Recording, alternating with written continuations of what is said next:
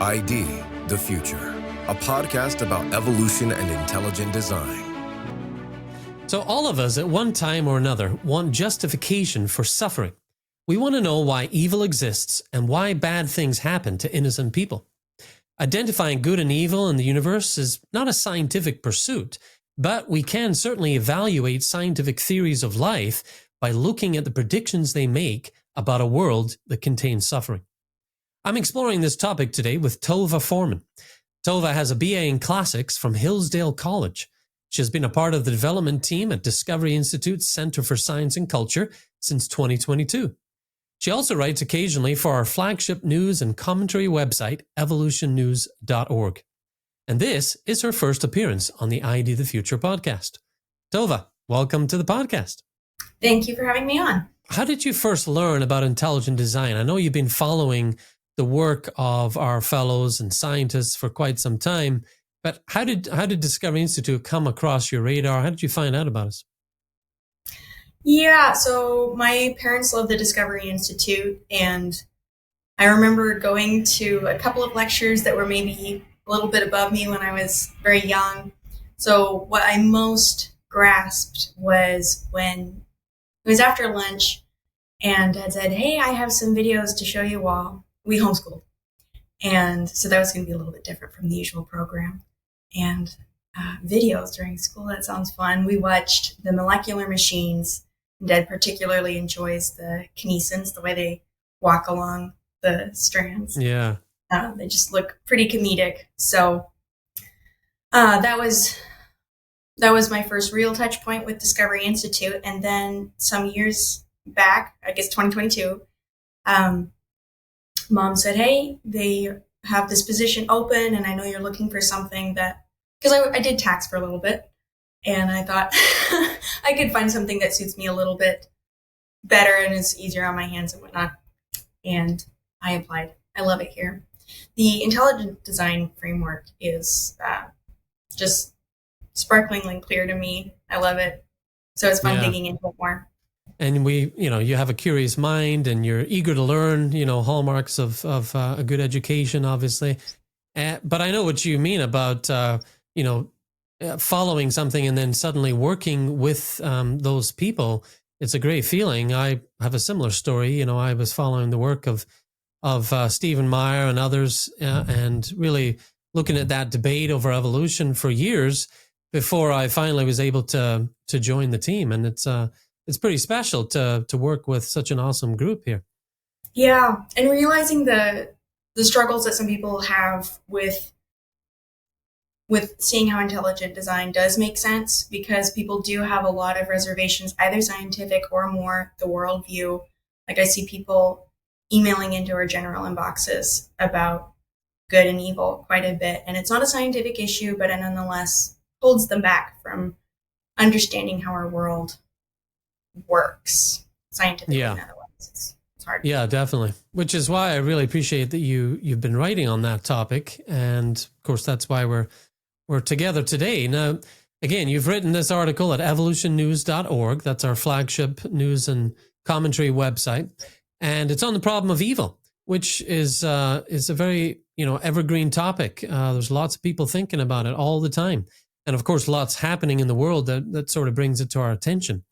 And as you say, you in your role at Discovery Institute, you're fielding and seeing a lot of questions come through from readers, friends, supporters, and many of those questions are touching on suffering and the problem of evil. So now at the time you wrote your piece, Discovery Institute Press had just published a book, the young adult novel, The Farm at the Center of the Universe, by Guillermo Gonzalez and Jonathan Witt. How do you think the issue of suffering comes up in that book? I mean, it's rather obvious, but tell our audience how it connects. Yeah, so your main character, his dad passed from cancer just recently, and his grandparents are taking him for a visit at the farm. His science teacher cousin believes in evolution and has been there's this moment in the greenhouse where the cousin and his grandpa and he are all in the greenhouse, and there's this carbon dioxide. I think it enhances the levels of carbon dioxide in the greenhouse. And so they start talking about it, and Charlie's, the cousin, is pointing out, like, why do we have all these problems with our atmosphere and with earthquakes and things like that? Your main character thinks in his head, why did my dad have to die? Why, if this world is so well put together, do we have all these problems? It can't be well put together. People suffer. So it's a larger issue. And then for your main character personally, it's just watching his dad suffer. For what reason? Why is it good for him to grow up without his dad? Lots of very important and pertinent questions come up in that story, both for the character and for us as readers. Now, your chief claim in the article you've written is that intelligent design proponents are better prepared to answer the tough challenge of the problem of evil than those adhering to neo-Darwinism or a materialistic view of life. And you say that before we can look at why there is evil, we must ask this: is there evil? You got to start there, which is related to the question, from where does the value of life come? Now, when scientists wedded to a Darwinian framework try to answer these questions, what's usually the result? So Darwinianism usually is coupled with materialism, naturalism, a sense that there's nothing outside this universe. It's just the atoms. It's just your chemicals and arrangements of matter. And if you're looking at it that way, it's very hard to see morality.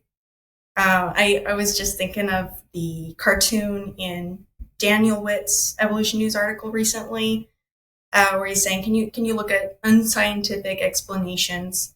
And it's sort of unrelated, but the cartoon is of this guy who just got murdered. There's a knife in his back, and you say, well, how is that good or bad?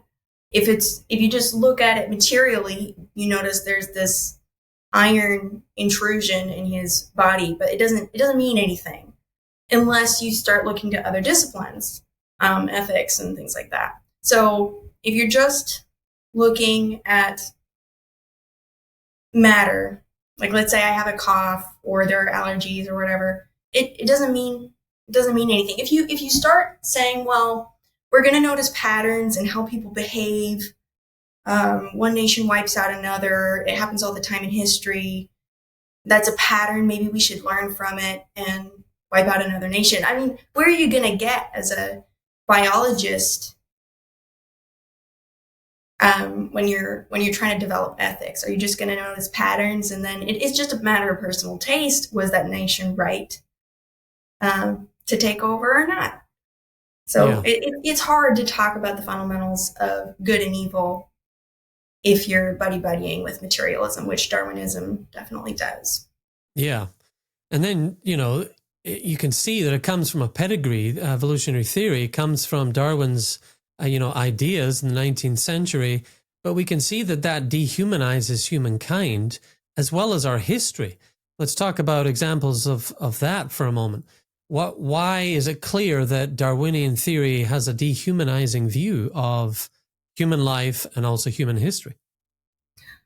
So social Darwinism and eugenics are a very clear case of that, where people said this one people group seems a lot stronger and better or whatever than the next, and we want to preserve the gene pool and its perfection here, so we're going to get rid of whoever we don't like as much.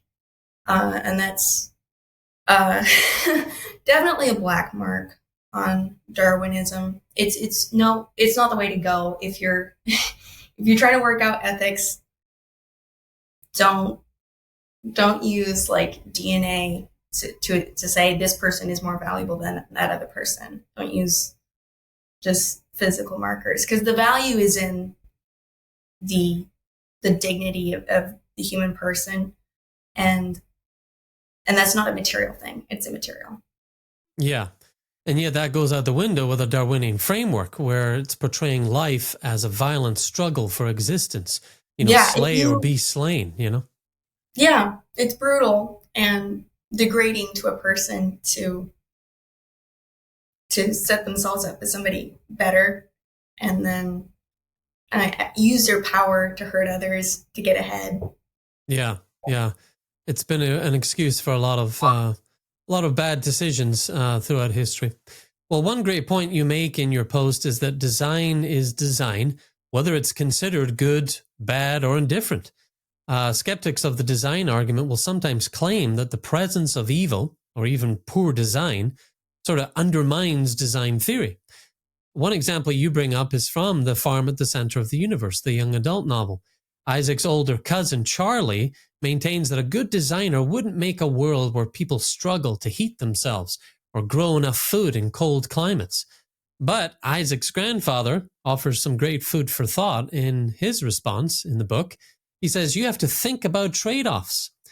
The fact that there are warm seasons and cold seasons in many parts of the earth and colder and warmer zones helps circulate the oceans. If we could snap our fingers and make the planet's temperature evenly warm year-round and pole to pole, the oceans wouldn't circulate much, and you'd end up with a lot of dead zones that have very few fish or aquatic life. So I really like that idea, the trade-offs, and a designer or an engineer knows about trade-offs, the cost and benefit decisions involved in the process of design. You say that frequently an accusation of malevolent design unearths a system of optimally designed trade-offs. Why is this important to remember as we weigh the problems of suffering and natural evil? I think it's similar to when you listen to a politician say, we've got a big problem, it's awful, and then they don't offer a solution, and you think, well, if I'm going to give you any more, if I'm going to listen to you anymore, I want a solution. So I think it's similar to when somebody says, this design is awful. I wish I could never have the option to choke when I eat because I have to breathe through the same pipe that I eat with or something. Well, what's your solution? Do you want one that you can breathe through and another mouth that you can eat with? What's your solution? And frequently it's just you did a bad job. I mean, not you, because they're not talking to God usually, but this was a bad job. And then it's just tacit as to whether there's a better option out there. And when you look at it, it's an incredible design to have the one mouth and nose and breathing system like all combined so that you can sing and talk and breathe and eat and drink. It's really well designed. So but that's just an example of somebody who says it's poor design and they aren't looking at the trade-offs. Like I'm glad that I don't have to have 3 sets of mouths to breathe and eat and sing. And well, and there's lots of examples, that the intelligent design community has brought to light. Stuart Burgess, the bioengineer, he's been working on lots of evidence of optimal design in vertebrate limbs and in joints. And so you really have to get close to it. When you're far away, it's easy to say, that's terrible. Optimal doesn't mean perfect, let's face it. But it means that you've taken into account the trade-offs, those decisions that are inherent in the design process, and you've, chosen what benefit and what cost is going to be associated with that design. And often it's like, who are we to question, what has been working for many moons since we got here, Yeah, it's interesting. Now, you quote mathematician Granville Sewell as you write about design constraints, those trade-offs that are inherent in the design process. The laws of nature and of life do not bend to our every wish, Sewell says, and this knowledge makes our achievements meaningful. He uses the example of gravity. Can you share what he says about that? So Granville points out that gravity serves a good purpose. It means that the Earth is connected to the sun, doesn't fly off. We're connected to the Earth. We don't fly off. And yet it can also lead to plane crashes and a lot of deaths.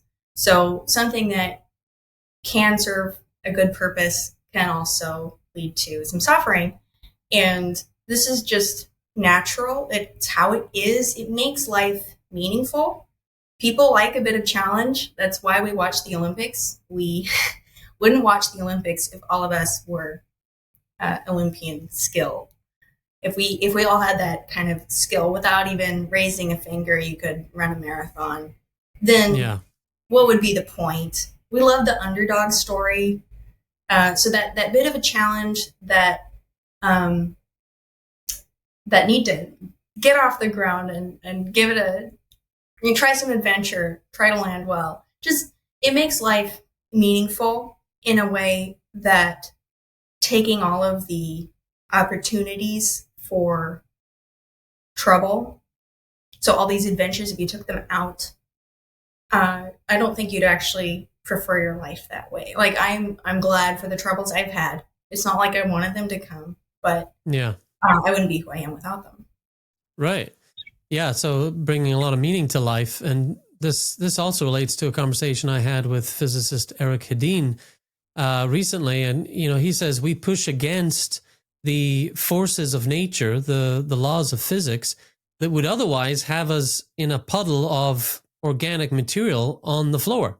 So every day we get out of bed and face the challenges, both physical, mental, and otherwise that we face, we are, we're pushing against that, idea that in physics where all matter, tends toward an equilibrium energy state. And so we're pushing against that to be a ballerina, to dance, as you love to do the great physical feats that we watch at the Olympics. We're pushing against that. And that does bring meaning. When you push against something and overcome something, there's meaning there, and there's satisfaction, and there's life to be lived there, for sure. Now, philosopher of science Dr. Stephen Meyer also addresses the problem of evil in a long footnote in his book, Return of the God Hypothesis. He is trying to provide a framework for those who want to affirm a designing intelligence responsible for life, such as the one the Judeo-Christian scriptures affirm. He says, based on the Judeo-Christian scriptures, one can expect to see two classes of phenomena in nature. On the one hand, you see evidence of intelligent design and goodness, as well as evidence, on the other hand, of subsequent decay and degradation. As an example, he talks about virulent strains of bacteria or viruses and how microbiologists can document the informational losses, the mutations, or the transfers that, from an ID perspective, have reversed or altered original creative acts that made life possible. Now, he quotes University of Idaho microbiologist Scott Minnick on the origin of the microorganism that caused the devastating bubonic plague in the 14th century, one of the deadliest pandemics in human history. This is what Minnick said. With molecular techniques and DNA sequencing, we have in the last 10 years shown that the plague evolved, or rather devolved, from an innocuous progenitor strain of bacteria. So, Meyer says we can expect to find tragic natural evils in the world around us, and we can actually consider such instances as evidential support, he calls it, for the Judeo-Christian understanding of nature. Now, what do you think? Does this idea support your thesis in your article that intelligent design can better address the problem of evil than Darwinism? If you have design and you break it, then you have a problem. If you don't even have design, there's nothing to break. Is there a problem? I think of like if your dad gives you a toy and you play with your sibling and it gets broken because you were fighting or something. Now that design is broken, you could potentially take it back to your dad. It'll be a growing experience. Maybe he can fix it. So that's sort of the understanding of design being a cushier spot for this pain that we all have. Like, why is there evil? What can we do about it? The designer intended so much good. It's broken. Maybe there's more to the story. Darwinian evolution is a bit of a puzzler. Because you don't even have the toy in the first place. And the mechanism is probably better termed devolution, because you're just losing information, you're losing function. there's no guidance to that. And so it's just going to get worse. That's all it can do.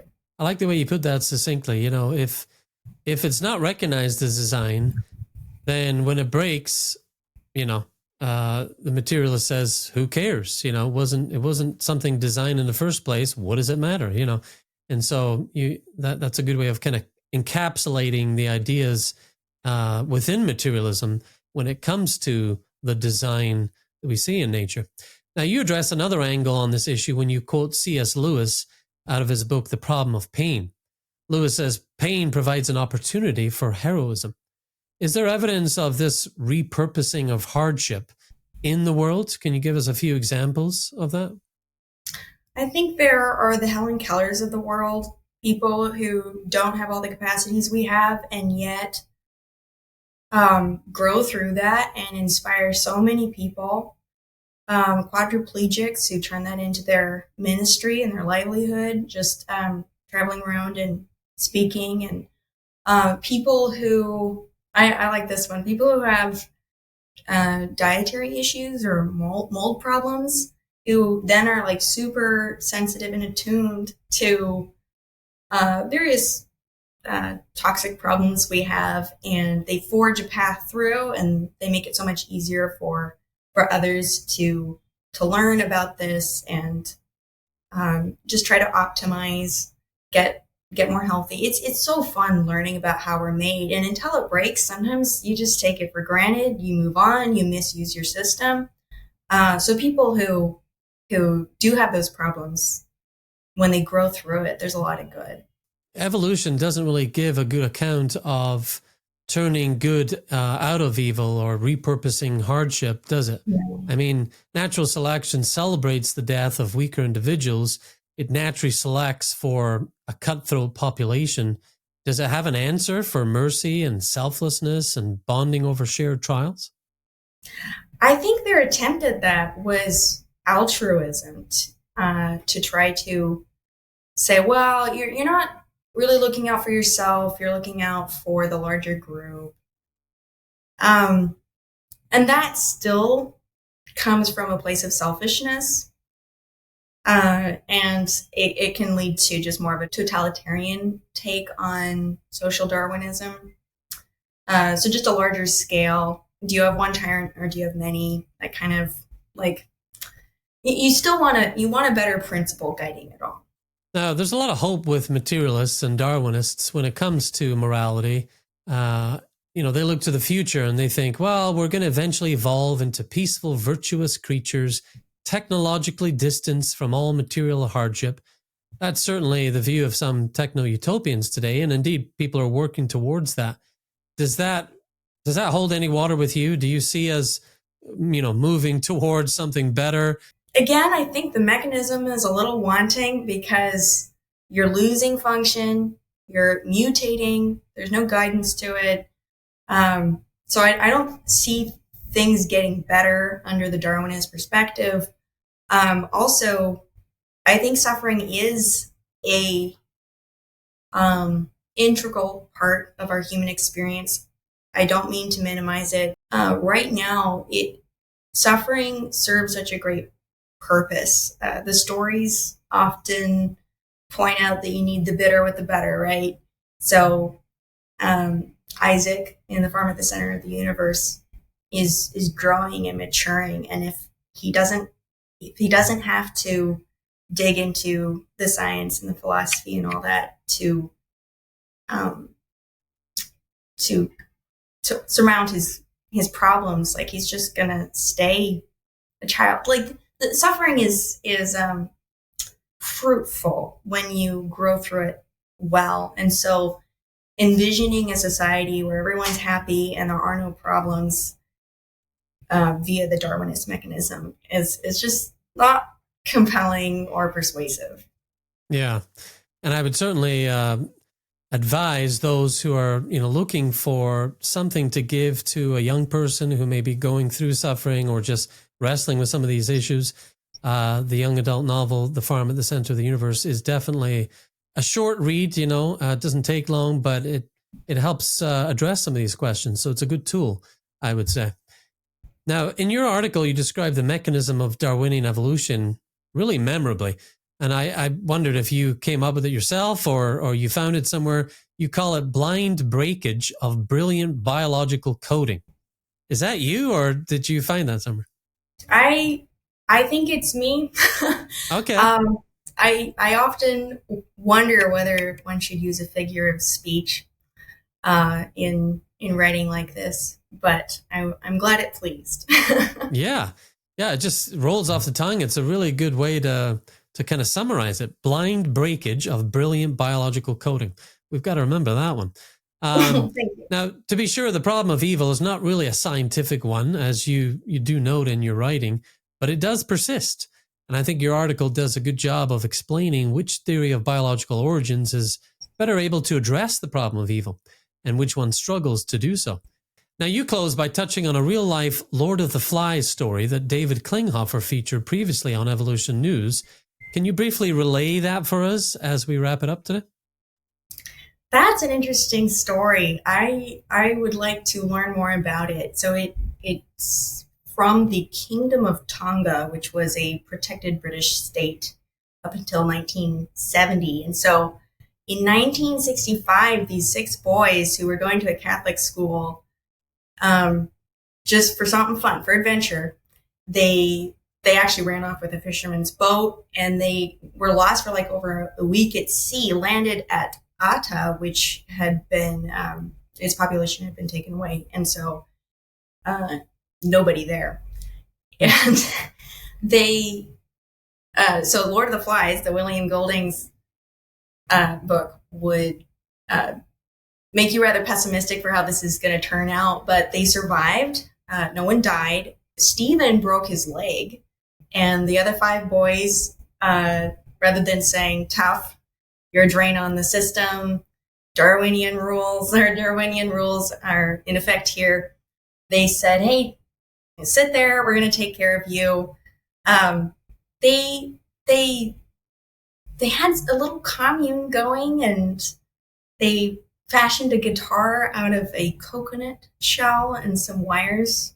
I'm certain it didn't sound great, but they enjoyed singing and praying and had, I guess I hope they had their spirits up when they saw a ship. Peter Warner, I think Australian guy, he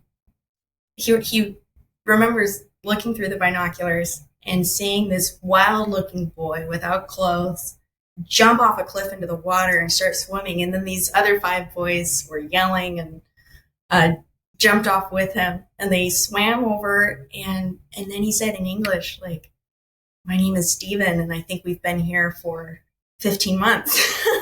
So wow. It was just, it's fun to look up. Take a look at David Klinghoffer's write-up. Go read more. But yeah, that does not come out of natural selection. Dog eat dog, just find your way. I mean, it's got a lot of character. They took care of each other, and physically and certainly character-wise grew stronger through this experience. Take a look. It's fun. Very interesting story that does not follow the materialistic expectation there, such as the one in the famous Lord of the Flies story. Well, Tova, thank you for joining me today to discuss your article. Really appreciate your insights. Now, you have another article coming out about dancing, which I know is one of your passions. You discuss which theory of biological origins is best placed to account for the joy and the great prevalence of dancing. So perhaps you'll come back and chat with us about that at some point. I hope so. Thank you for having me on. Yeah, you're welcome. And thank you for being brave. I know it's hard to come on a podcast for the first time, but I hope this has been rewarding for someone out there who's, pondering these issues and these questions. They're definitely ones that we can all think about. Now, listeners, viewers, help us out by subscribing to our brand new ID the Future YouTube channel.